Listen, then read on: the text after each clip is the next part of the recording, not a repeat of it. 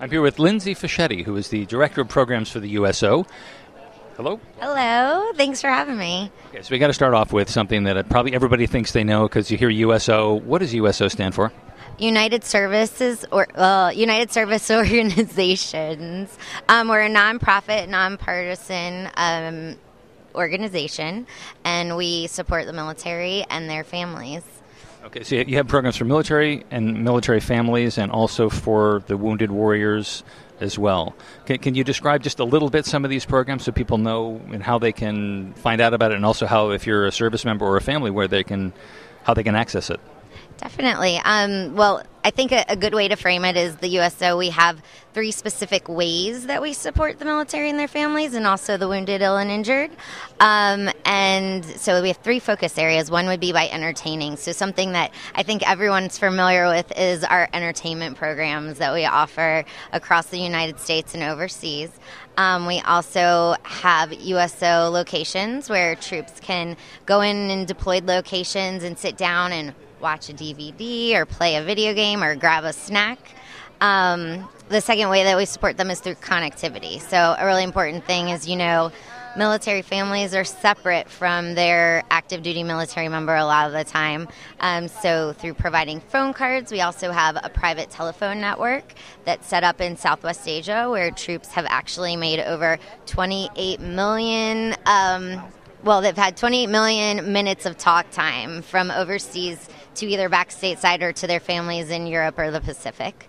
That's absolutely amazing. Just a few minutes ago, I was running behind a little bit to talk to you. I was at the Pentagon interviewing some folks out there, and if you haven't been out there, there's a really wonderful USO exhibit there, which has got a big Marilyn Monroe and an even bigger Bob Hope. I mean, it just, I don't remember those specific days, but that kind of thing is so much part of our culture. Absolutely. The USO has, it's kind of almost iconic. It's been around for ages and ages and has such history from the Bob Hope times to even to now where, our business model is focused on entertainment, but on so many other things, as we always have been. But we're also taking a real strong look at the wounded warriors and their families, too. For instance, we've just started a capital campaign to raise $100 million to build 2 tremendous locations where at Fort Belvoir and Walter Reed, where wounded troops and their family members can come and get some respite and join back together and enjoy each other's company. So, I've been talking to a lot of different organizations that work, the nonprofits, or maybe not even sometimes nonprofits, but work with military families. And the one thing from doing the show that I'm doing that's on AFN is there's often a disconnect between the stuff that's out there, the great stuff that you're doing and other people are doing as well, and what families actually know about.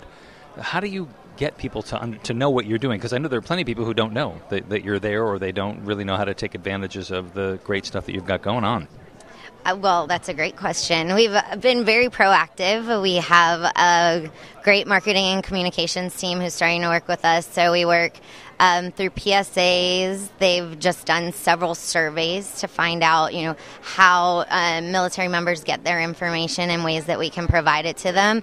Oddly enough, a big thing that we found to be really successful is we have USO locations in over 160 locations around the world, so both stateside and overseas, and a lot of the military members and families will visit these locations. So that is a big way, actually by word of mouth and marketing through our actual centers is a good way that we reach out to the military and their families and just let them know what's out there. If a troop visits a center in Afghanistan, we'll tell them, tell your family to go to location in Fort Hood because the Sesame Street tour is coming through. So just spreading information that way, making sure that everyone's looped in, is probably been one of the more successful ways that we provided information. And is there a charge to the service members or their families for any of the services? Absolutely not. Yeah, we have the USO. We do not charge for any of the services that we provide, and that's what we continuously aim to do. Any programming that we're going to provide to the military or their families will be completely free of charge. And what's a website where people can go for more information to find out about these things? Please visit www.uso.org. Lindsay Fischetti, who is the Director of Programs for the USO, thank you very much. Great to have you.